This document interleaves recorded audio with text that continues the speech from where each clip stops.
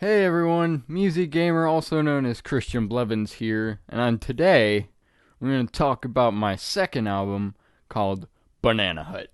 Now I did a video long time ago, eons ago even, about my first album, Prima Pruva. But yeah, so in that video I just kind of talked about the album and talked about what each song kind of means, how I kind of went about writing it, and I guess I'll do the same for this album. Now, this album, before I really say anything else, I think it is much better than Prima Pruva. Nowadays, at first I thought Prima Pruva was pretty good, but now I think of it as a steaming pile of poopy doo doo. All the songs, some of the songs, maybe they're like one or two or three. They're all right. They're decent, but they're poorly mixed. They're just bad. I wasn't like, if I had a bad take, like where I messed up a bunch of times, I didn't go back and try to redo it or anything because I was being lazy. I didn't know what to do. I just thought, okay, well, it's a little messy, but whatever. But this album for Banana Hut, I was a perfectionist, which I'm usually not. And so the tracks were much better, and I was much better able to mix it more properly because I had had practice. And so, in my opinion, both sonically and musically, as well as just the writing of all the songs, is much better than Prima Pruva, the first one. So about half the songs on Banana Hut are kind of leftovers from when I was writing the songs for Prima Pruva, and then a lot of them are, of course, just meant for that album. I was writing for that album. And a weird thing is, I didn't really have any extra songs from this album when I was writing. I have extra songs still left over from Prima Pruva that I'm gonna work on. Eventually, I'm gonna get to them. But yeah, I didn't have any extras when I was writing this album. I wrote songs just for this album because I kind of like to think of it as a concept album now. I used to like to think of Prima Pruva as a concept album, but no, it's not a concept album. It is just a random conjobulation of songs that kind of tell a little bit about my life, but not really. They're just songs. This one, it seems like that, and it probably isn't a concept album either, but in my mind it works. The way it flows and the way it goes together, there's like an inner narration in the music, and it's like, to me it sounds like a concept album. The way I wrote it, I wanted it to be a concept album. That's how it plays out to me. But I don't know. Music is based on the listener, so if other people think of it the same way, then maybe I actually did a good job for once. Well, yeah, so let's start talking about the songs then. Track 1, the title track, Banana Hut. That one was actually one of the leftover songs from Prima Pruva, oddly enough. Banana Hut is actually the name of my little home studio that I have. But the song idea was actually given to me by my mom one day in the car. I remember her saying, oh, you should write a song. We were talking about something about it, and something about writing a song or something. She said, oh, you should write a song about the Banana Hut or whatever. And I was like, oh, that's actually a really good idea. And then immediately the words, so without further ado, I'd like to welcome you all to the Banana Hut, just popped into my head, and I was like, all right, that's gonna be it. That's it right there. That's it. But I like the idea. It really fits well as like a welcoming track into the album. And what I was kind of going for with that song is kind of like a Magical Mystery Tour feel, like the Beatles. On their album Magical Mystery Tour, how they opened with Magical Mystery Tour, and it was kind of like, oh, welcome to the Magical Mystery Tour. And that's kind of what I was going for, because that's actually probably my favorite Beatle album. It's between that and Abbey Road, really, but that album is superb. So I wrote it as an opening to this whole big album. It's supposed to be kind of like a hello, how are you? So the song is basically describing this place called the Banana Hut as a place of like harmony and utopian awesomeness, and where you can relax and have no worries and all that goodness. And that's kind of how it ties into the concept. It's supposed to be this kind of place where everything's happy, or at least it seems to be, and it's just supposed to welcome people and stuff into the album. And at the very beginning of the song, there's like a monologue about just me kind of in my own way thanking like Led Zeppelin, Pink Floyd, and the Beatles, and Jimi Hendrix, because those are probably my biggest influences. So yeah, in the beginning, I, in my own way, thank them for just their awesomeness, I guess. So by the end of the song, it goes into kind of a, I don't want to say reprise, because it's before the song that it's kind of reprising or whatever. It's kind of like a foreshadowing of a song to come later in the album. The song to come later is Am I Going Insane, which is, of course, a song about someone who thinks they're going insane. It's kind of a foreshadow of that, and it kind of, in my mind, it represents how this place, it's supposed to be perfect and everything's great, but nothing's perfect. There's always something hidden underneath that brings out not goodness. Not really explaining that the best way I can, but you understand what I'm saying, don't you? Of course you do. Track 2, let's move on to that, is called Jelly Bean Stream. Now, this one is actually probably my favorite of the album.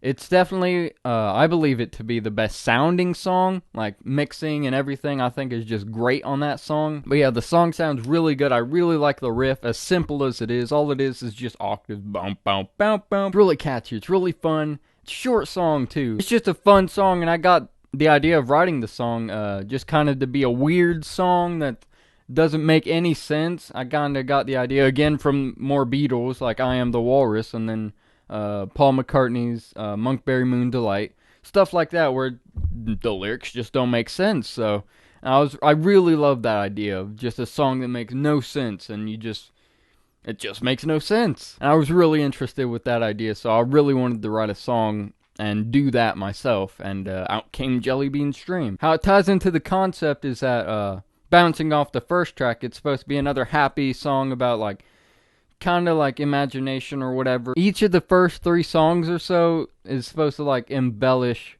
something, like, in life about humanity. Like, the first one I like to think is, like, relaxation and just being in a calm, good, happy place. And then the second one is like imagination and just craziness and all this fun, happy-go-lucky, blah, blah. And then the third track, which is called Drive My Boat, we'll see what it's kind of meant to be is kind of a metaphor for sexual acts. Drive My Boat is kind of supposed to be, okay, let's do it, you know. And I'm only 17. I couldn't really say, okay, let's do it in one of my songs. People are going to be like, whoa, he's only 17. He's doing that. And I know that's probably not the standards of a lot of other people, but it's my standard. And it's just a song about, like, metaphorical sex, I guess. And that's also how it ties into the concept of the album, like how the first 3 songs are about different aspects of life. Of course, sexual deeds is a big aspect, especially to a lot of different people. So the 4th song is called First Try. And that's kind of actually about my first album, Prima Pruva, which in Italian means first try. You see that connection there? Yeah, it's working up there. That whole mind thing, yeah, I got a big one. So all the lyrics in that song in First Try are like a callback to all the songs on the first album on Prima Pruva. Each verse contains like the song title or a verse thing from one of the songs on there in the order they came in. And basically the song is about just failing on your first try, like how I think that I majorly failed on Prima Pruva just because I think it's a terrible album now. So yeah, it's basically just about failing your first try at something, and everyone goes through that, and that's kind of, again, how it ties into the concept of the album. Someone failing at something, and they did for the first try, and saying, well, you can't really blame me. That was my first time through. Give me another chance. And that's kind of what the song's about. And the 5th track is where the album kind of takes a turn. Like, the first few songs are just about, like, human experience, I guess. Just different aspects, like all the good, and then a little bit of the bad added in at the end.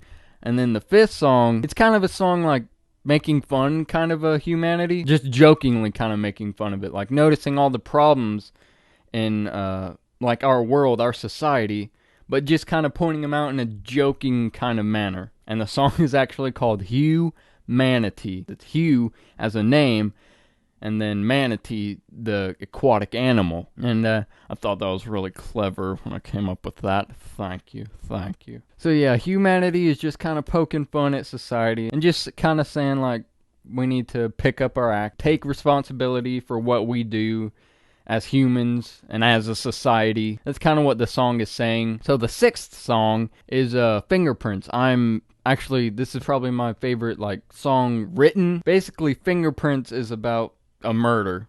Just straightforward, it's about a murder of a lady, a young woman named Amanda. like just a young girl trying to get by in her daily life. She's not really a bad person at all. She's just like everyone else. She's just normal. And then one night, a killer comes into her home, and she runs and hides, obviously, and she eventually gets captured and, well, not really captured, just kind of got. She got. That's not really a true story, of course. It's just kind of a thing, a little made-up thing. And that's also another one of the songs that was left over from Prima Pruva. It was not nearly as constructed as it ended up. It was actually supposed to go in a completely different direction than how it ended up. But I really like how it turned out, because the first thing that I was going to do with it didn't sound nearly as good. And in fact, Banana Hut wasn't actually supposed to turn out the way it did. It was actually had a really weird chord progression now I think about it. But yeah, they turned out great, much better than I previously wanted them to, and I'm really glad they did. And so how Fingerprints ties into the concept is that it's kind of saying, it's a way of saying, okay, bad things happen. It's just a fact of life. These kind of things happen to innocent people, to good people. Bad things can happen. And then the 6th track on the album is called Keep It Steady. I think it's left. Yeah, I'm pretty sure that one's also left over from Prima Pruva. Again, turned out differently than I intended, but very glad it did. One of the very few like vocal harmony songs. I was kind of going for like a harmony thing, like This Boy, The Beatles, of course, The Beatles again. And it's like a ballad, by the way. And I really like this song. The ending of this song I think is amazing. But anyways, what I was saying was, what was I saying? Oh yeah, well the Beatles, I have trouble singing the Beatles. Like, I love the Beatles, I'll sing them all day long, but like, especially like Paul McCartney and stuff, he can sing those high notes, and I just don't have the voice for that. I'm more in the lower register, so I can't really sing the highs that he can. So on this song, instead of having it like the norm, like the higher harmonies and stuff like the Beatles do, and then a lot of other people like Queen and all those kind of people, they're usually really in the higher parts singing the harmonies. I wanted to do it my way, and so I did it all like in the lowest register I could reach. All the harmonies are like super deep, and it's just, I thought it was kind of a cool idea. It sounds pretty cool. It sounds much more thick than like a harmony like up here. And that song is basically about just when these bad things happen, bouncing off of Fingerprints. When these bad things happen, you just have to keep steady. You just have to keep your grip on the world and say, these things happen and I just have to move on. And then the coda of the song, which is probably the high point of the album, at least in my eyes, is just something awesome, like, again, bouncing off of the Beatles, like how they had the Hey Jude, the na na na na na na. I kind of did something like that, but did it with harmonies and stuff, and I just had this big old sound that I've never really done before. I tried to get as much like orchestration with the strings on the keyboard, like orchestra, like horns and stuff, and I just made it as big sounding as possible. I was really happy with it when it was done. It just sounded like nothing I'd ever done before. I was so proud of it. And that song goes into That's Life, which is kind of like just like the same message as Keep Steady. It's just like these bad things happen, but that's life. You just got to keep moving forward. These things are going to happen. You can't let it bring you down. And also kind of saying like that's life, but maybe we can work on it. Maybe we can make it to where life doesn't have to be this dark all the time. Of course, things like this are going to happen sometimes. That's inevitable. But we can work on it and make life a bit better for everyone if we really all pull together. And that's kind of the message of that song, too. And that song is actually also a leftover from Prima Pruva. That one actually maintained how it was going to be, like from Prima Pruva to Banana Hut. It maintained how it was going to be, and I guess I was happy with it, because I still am really happy with it, because I just like that little piano part. Probably, in my opinion, the best like piano thing I've ever written. And then by the end of the song, That's Life, the inner narration, the dude or whatever, the main character, I don't know what to call him, protagonist, if you want to throw some English vocabulary in there, he just kind of snaps. He says, yeah, that's life, but life is just messed up. Life shouldn't be this way. That was the hardest thing for me to sing on the album and any other album that I've ever done. It was just really rough and raw. And it's just really rough and it's just really raw. And that's what I was going for. It's not supposed to be pretty by the end, because it's trying to say life. This is life, and life isn't pretty. and it shouldn't be this way. This isn't how life should be. And it's just like a 30-second little thing at the end. All the music stops, and it's just a low drone that slowly builds. And then the drone fades into the ninth song? Eighth song? Eighth song. I think eighth song. Pretty sure eighth song. Don't hold me to that. And the eighth song is called Don't Wanna Be Me. Basically, the narrator guy or whatever just saying, like, coming down from his anger and just admitting that he's not happy with himself as well as how the world has turned out, and that he's just depressed kind of, and insecure about his own state of being or whatever, and he's just not happy with who he is. He feels he's not good enough, I guess. And that draws a lot from my own personal feelings, because I've felt that way a lot, and I'm sure we all have, just how we're not happy with ourselves and we're just insecure. We don't really want to be us. We'd rather be anyone else on earth, really. And then that goes into song number 9, Am I Going Insane? Coming from bouncing off of the 8th track, Don't Want to Be Me, into that, he's thinking, well, maybe I shouldn't be thinking these things because everyone else seems so happy. Am I, like, slipping? Am I going insane? That's kind of the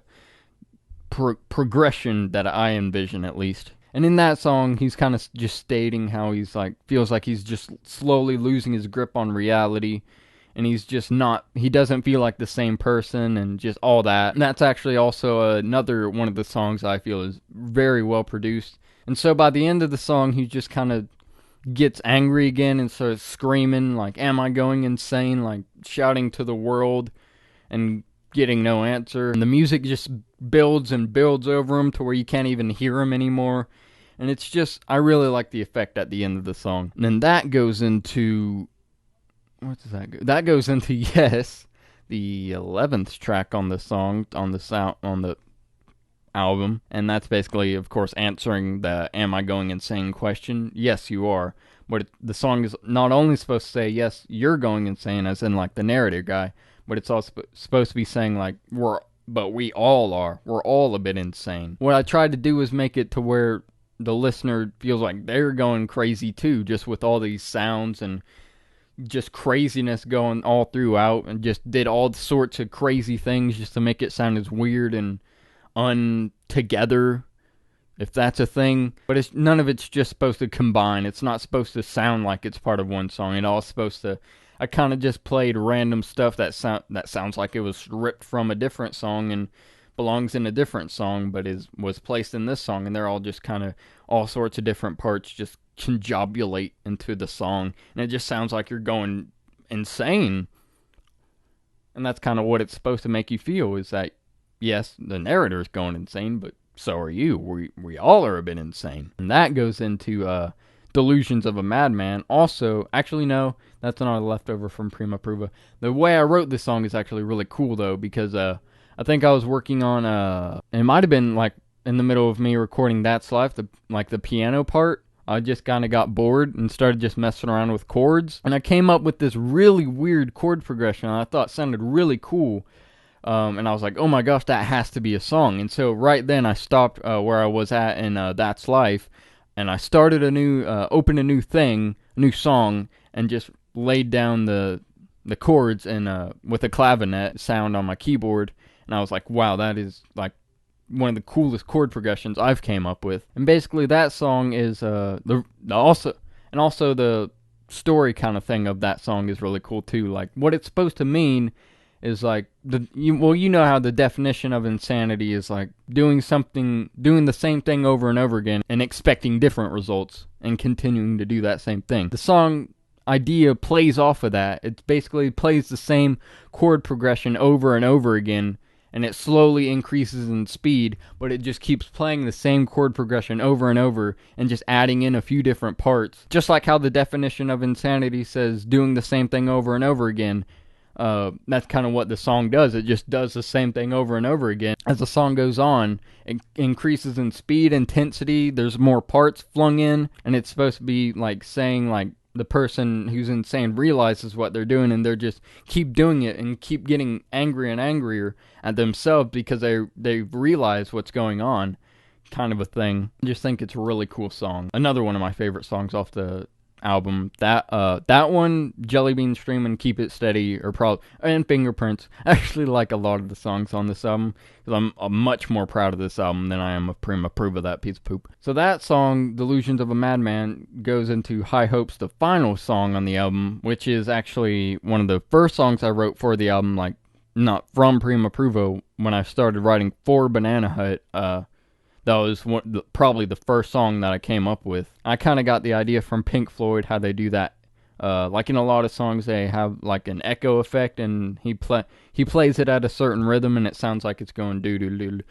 It's hard to explain, but you know, if you hear the song, you know what I'm talking about. And if you hear certain Pink Floyd songs, you also know what I'm talking about. This song I heavily drew from like people like Pink Floyd, of course, and then like George Harrison, like his what's it called? All Things Must Pass. That's it. Who was the producer on that album? It was Spector. Something Spector, I think. Or Spector something. But that guy, he was famous for his wall of sound technique. And I was kind of going for that, like in the big choruses. And I just added tons and tons of parts. Horns and guitars. I added like 5 guitars. And just all sorts of craziness in the song, and just made it sound as big as possible. Basically, High Hopes is saying, even though there's all this stuff going on, there's the good, like in the beginning of the album, you're gonna have the good, you're gonna have the bad, like with the later parts of the album, but you just gotta remember, you just gotta have high hopes, you just gotta keep going forward in your life, because you can't let these things drag you down. Life is a roller coaster of just emotion, of highs and lows, and you just have to keep plowing forward. That's what the song is about. That's what the song is saying. And it's just a goodbye song, kind of. Just saying goodbye. This has been Banana Hut, and remember, keep your high hopes. And I'm really happy with how the album ends, and how the album begins, and how the album middles. I was really proud of this album, and I still am. Like, Prima Prova, I was proud of it when I first was over with it, and then, like, as time progressed, I was like, wow, these songs are awful.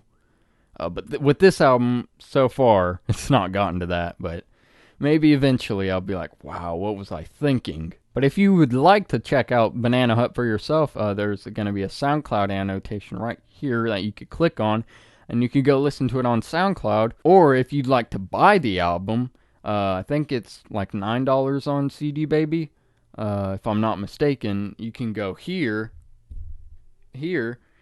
somewhere over here, and link to CD Baby, where you can find the album. You can buy either the individual tracks, you can listen to previews of them, or you can buy the whole album. I think each track is 90 cents, and then the whole album is $9. So if you buy the whole album, you're saving, like, I don't know, money.